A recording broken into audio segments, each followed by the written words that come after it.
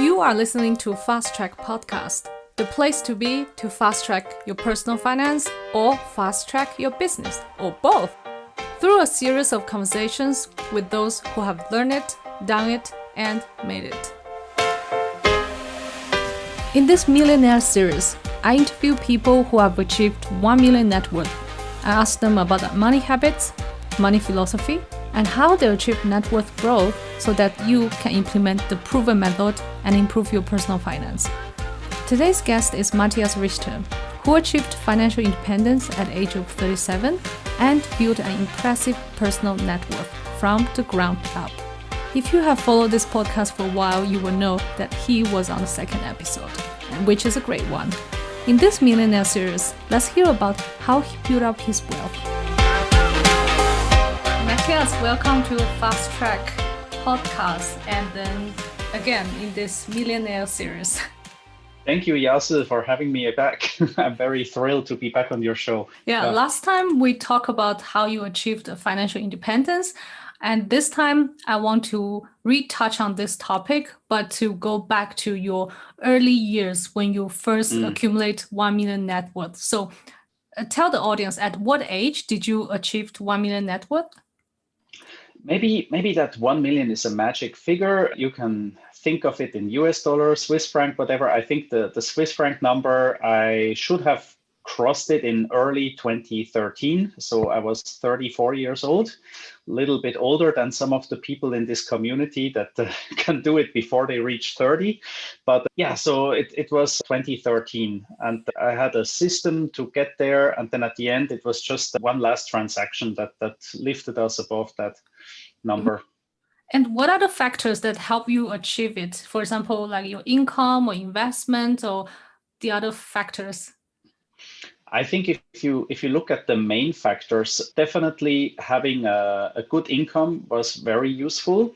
But income is only one side of the story. It's also what you spend and what you keep and what you do with it. I think besides the income, I was very gifted having a father that taught me a lot about money since I was a kid.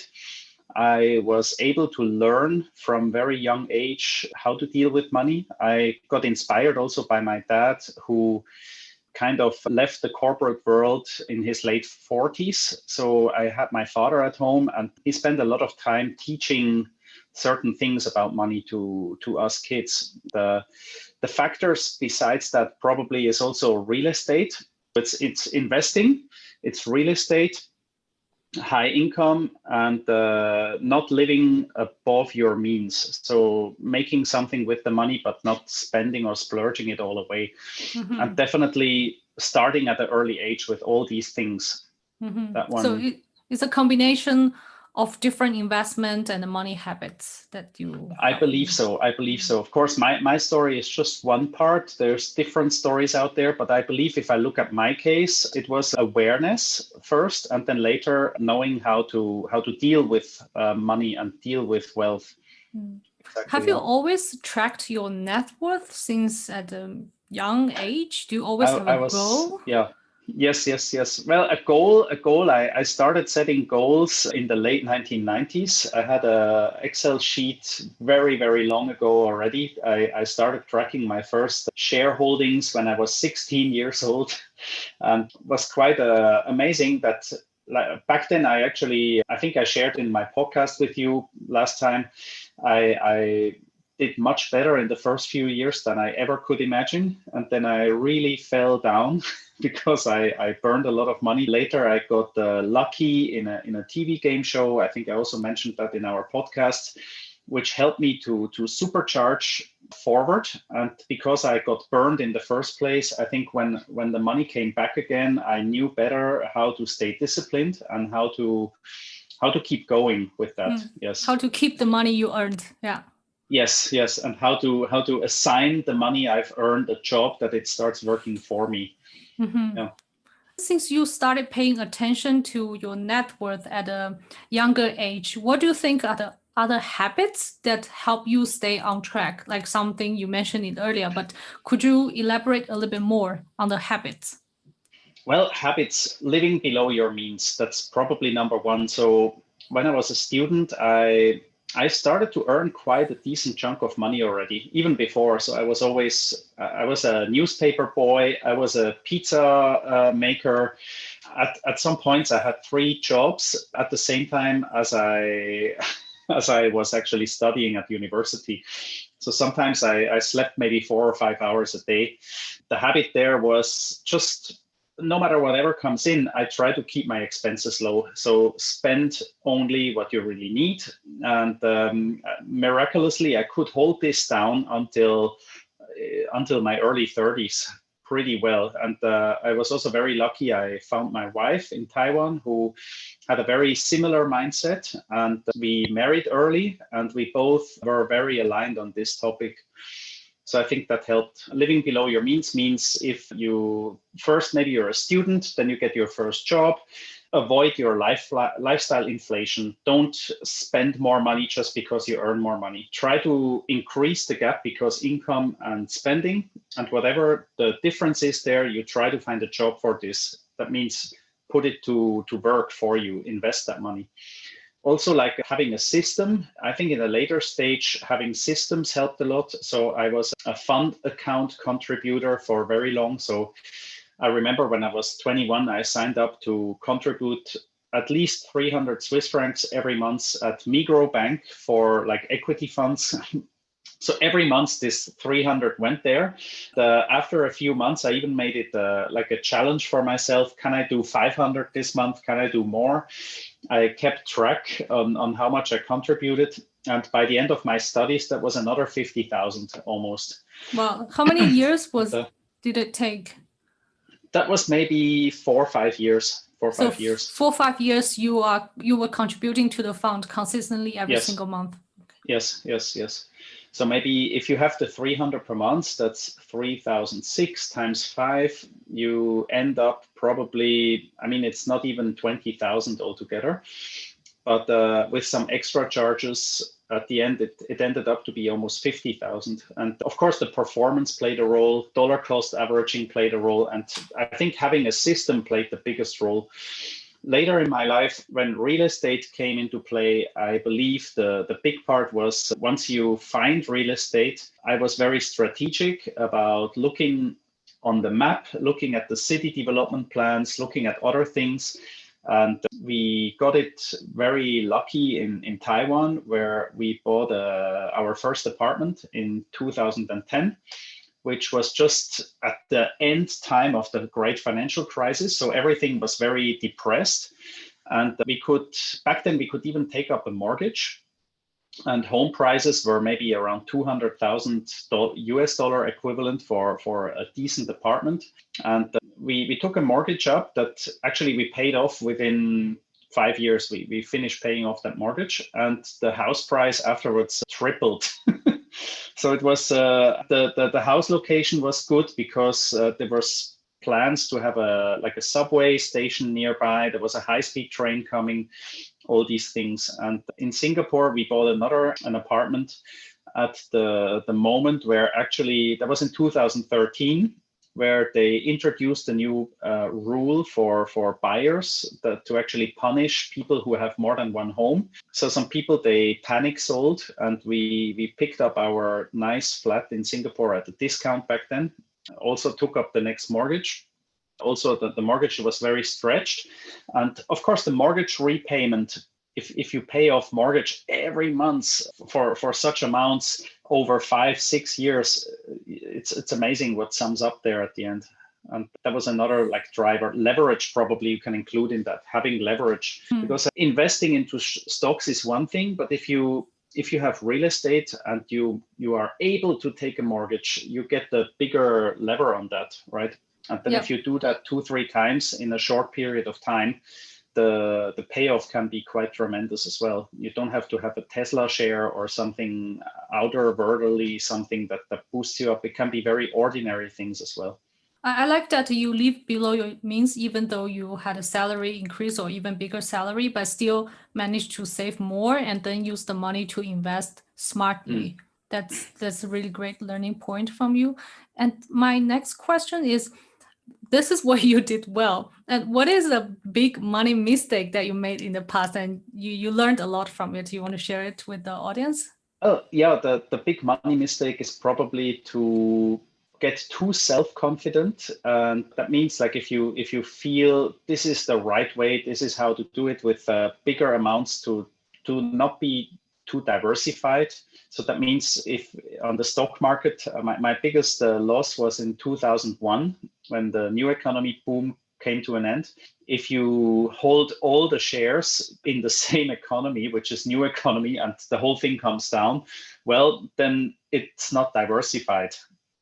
You see, so it's everything is in one kind of asset basket. You get punished for it. And more diversified would have been if you have more traditional businesses in shares, or if you have real estate, or if you have a business yourself, or if you invest in yourself as a young person as well. So diversification doesn't just have to be like diversify in similar shares in the same market. It could also be diversify a little bit further than that. So my biggest mistake is not being diversified enough at an early age. Yeah. I think when the market is doing well and then you never think about maybe it's too risky to put everything in one basket, but just when something bad happens, then you realize that, oh, you didn't diversify enough. That's a great learning point.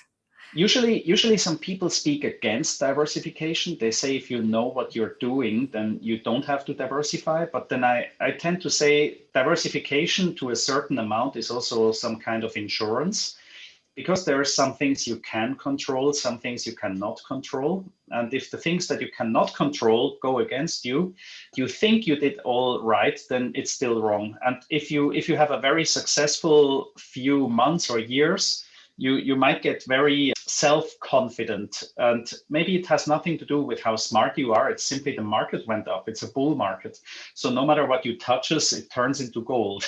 And I like that expression.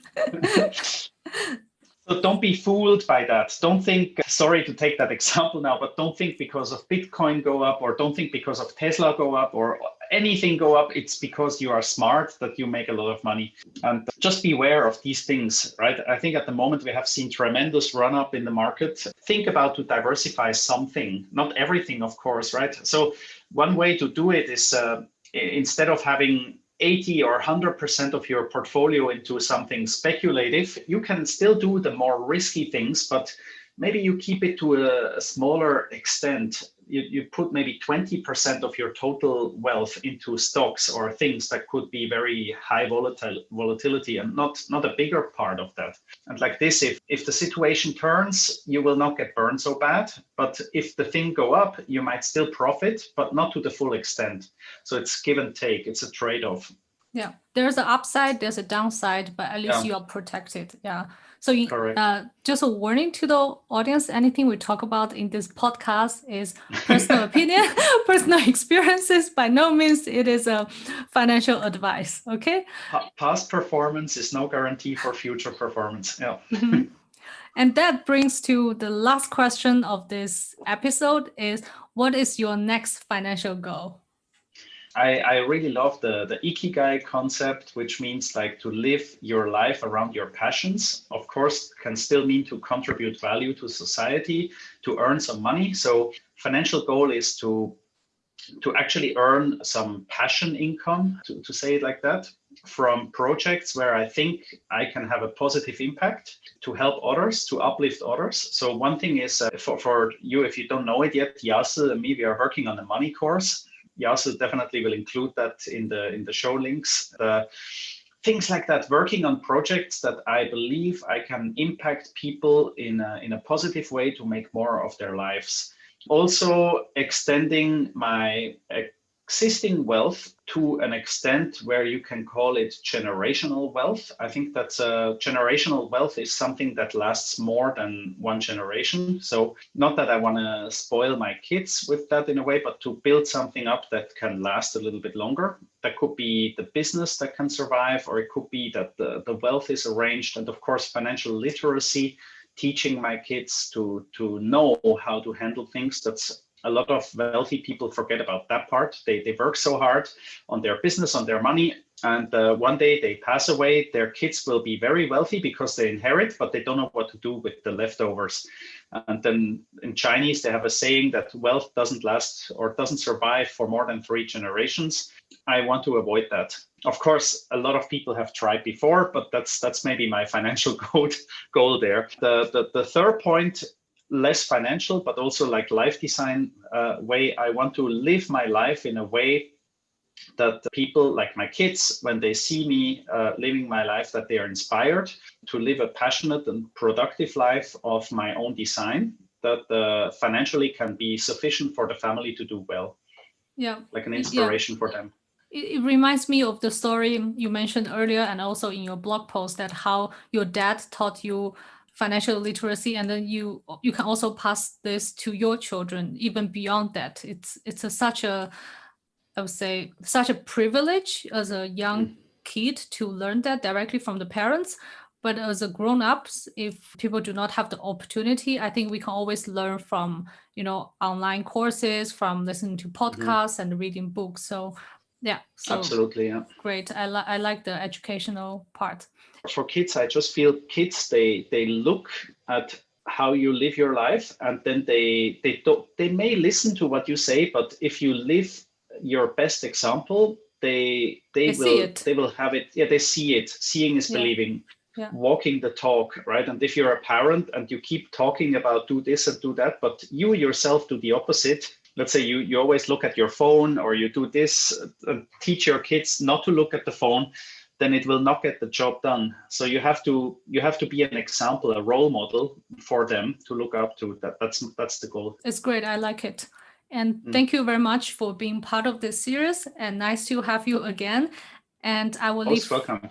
Yeah, I will leave some of the links in the show notes, that if it is the first time they hear about you, and then they can visit your blog, your website, and also for the audience out there who want to understand how to improve your personal financial situation and learning from your past 20 years experiences, and then they can also sign up for the Fast Track Money course. Thank you so much, Else.